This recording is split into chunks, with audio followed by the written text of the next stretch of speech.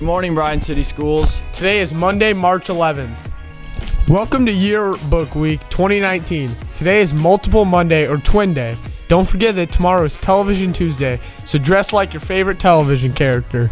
Guess how many sets of twins or triplets we have in the building?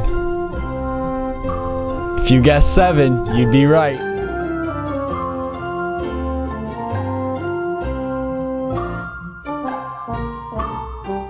The World Community Workshop at Sauder Village is April 11th through the 13th. If you are interested, contact Mr. Niese by March 27th. There will be a meeting for all 6th through 11th graders interested in cheerleading at the Learning Centers today during AA. If you can't make it, there will be info packets about tryouts in the office, or contact Coach Moor at cheerleading@bryanschools.net.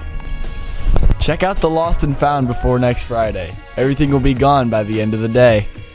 Seniors, check out the job board outside the office for summer employment opportunities. Don't wait.